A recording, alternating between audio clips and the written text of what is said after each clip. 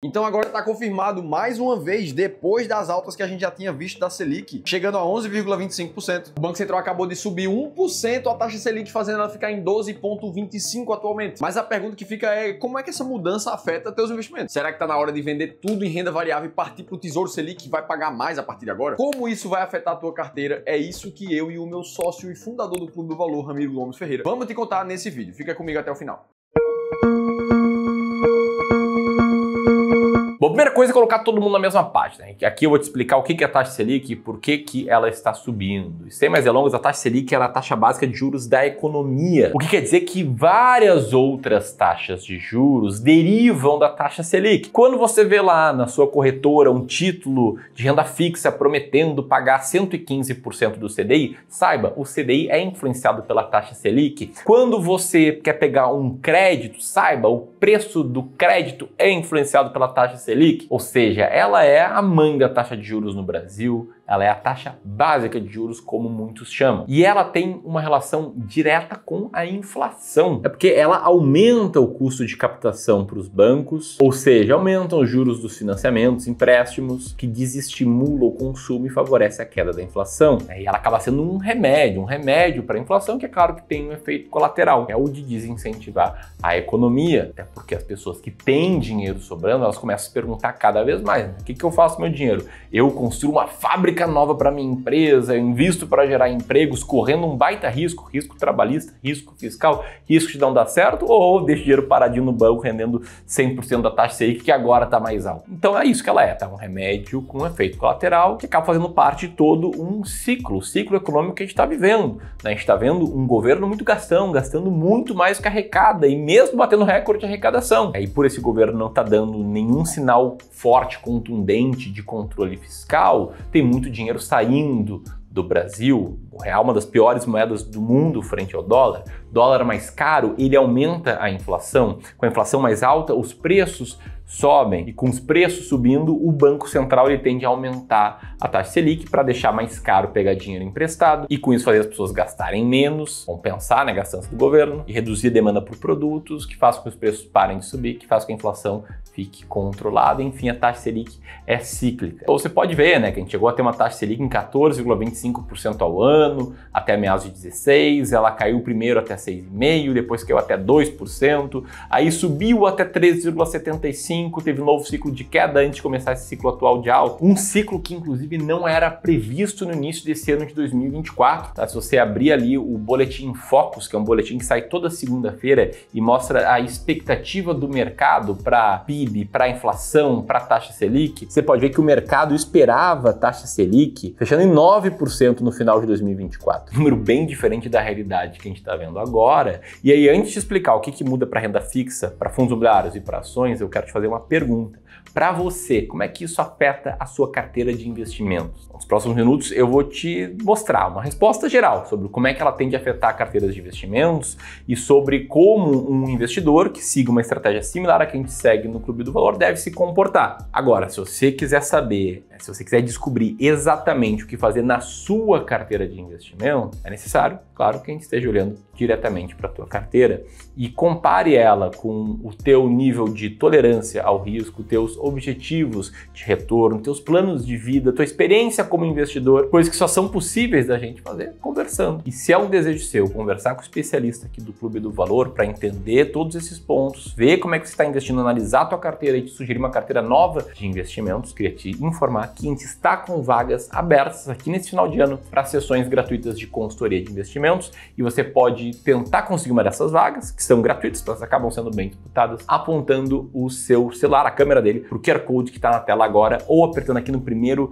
link na descrição. Tá? Que aí você vai preencher um rápido formulário, a gente vai analisar as suas respostas, eventualmente a gente vai te contatar, te ligando de um telefone com DDD 51 aqui do sul de Porto Alegre e vai agendar essa conversa de cerca de 1 hora com um profissional de investimentos, que funciona como uma amostra grátis dos nossos serviços, que ao final dessa hora, se a gente entender que a gente consegue agregar ainda mais valor para ti, te ajudar a investir melhor, para conquistar a liberdade financeira, te ajudar a investir sem que isso tome muito do teu tempo, sem que isso te deixe inseguro, a gente vai te fazer uma proposta para você se tornar cliente de Wealth aqui do Clube do Valor, mas tudo isso depois de agregar bastante valor com essa sessão de consultoria que você pode andar aqui no primeiro link na descrição e que é uma ação muito bem elogiada pelas pessoas, como o caso do Henrique, que falou que a consultoria foi muito boa, ele saiu muito seguro para investir melhor. Bom, dito isso, Ramiro, como é que a taxa Selic mais alta afeta os ativos de renda fixa? Para te explicar, eu quero primeiro trazer um contexto e te dizer que, olha, renda fixa não é uma coisa só. Existem diferentes tipos de ativos, né? Títulos públicos ou títulos privados e também diferentes formas de remuneração desses títulos de renda fixa. Então aqui eu vou te explicar como 3 tipos de títulos se comportam.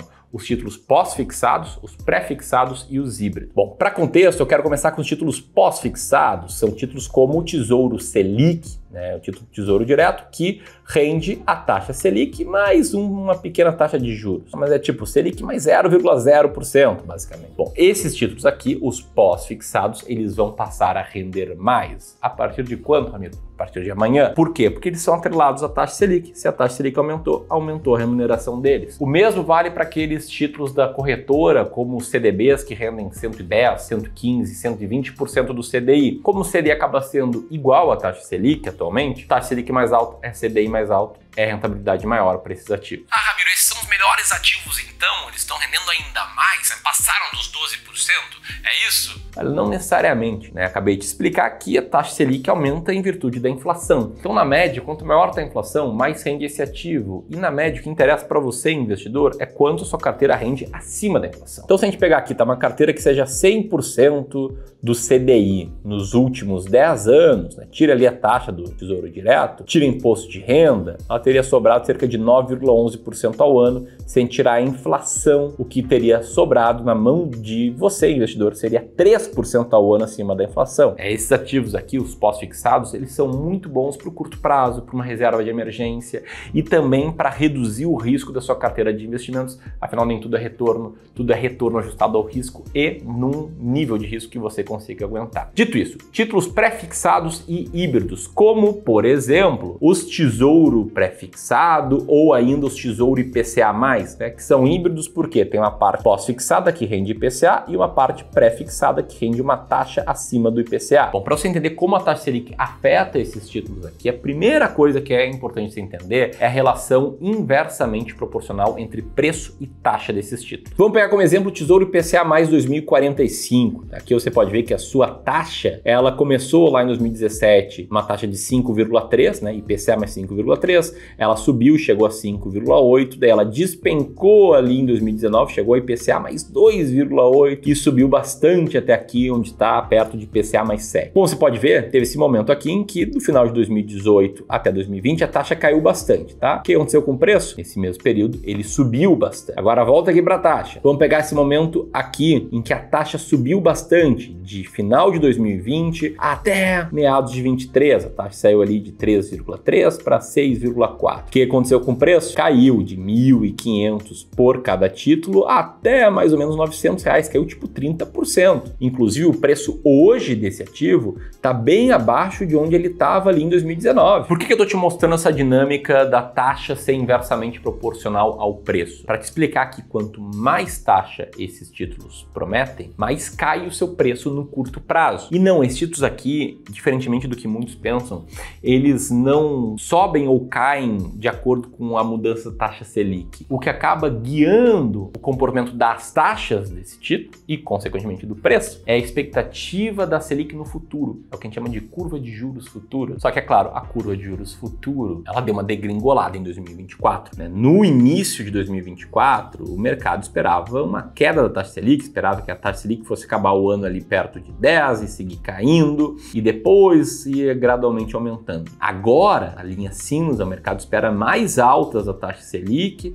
até ela se estabilizar perto de 13% ao ano. E bom, se o mercado passa a esperar juros maiores no futuro, aí taxa de tesouro IPCA, taxa de tesouro pré-fixado sobe e o preço cai. E é isso que vem acontecendo. Então o mercado espera hoje uma taxa de juros em janeiro de 31 de 14,19% ao ano. Por que, Ramiro? Porque o governo está gastando muito mais do que arrecada e a dívida pública cresceu bastante. E isso está afastando o dinheiro do país, está fazendo o dólar aumentar, criando uma série de reações em cadeia na nossa economia. Bom, agora o que acontece com os fundos imobiliários e com as ações? Vamos primeiro explicar o que acontece com os fundos imobiliários, que acaba sendo uma dinâmica similar com os títulos pré-fixados. Como os investidores que investem em fundos imobiliários, eles olham muito para dividendo, eles acabam comparando os dividendos dos fundos imobiliários com taxa Selic, com curva de juros futuros. Então o aumento da curva de juros futuros, o aumento da expectativa de uma Selic mais alta no futuro, o que fez com o IFIX? Fez com que ele despencasse. O IFIX vem caindo bastante nesse ano, ninguém mais quer investir em fundos imobiliários. E é claro, tem gente falando em oportunidade, tem analistas do Safra apontando um desconto de 18% sobre o valor patrimonial da cota, né, na maior crise desse setor desde 2020. Eles mostram aí que a maioria dos setores do IFIX caiu bastante nesse ano e mostram também que quase todos os segmentos estão sendo negociados com desconto em relação ao seu real valor patrimonial. Ou seja, no curto prazo os fundos imobiliários estão sofrendo. Para muitos isso é uma oportunidade, para outros isso é um risco maior e outros nem querem mais saber, querem saber de renda fixa.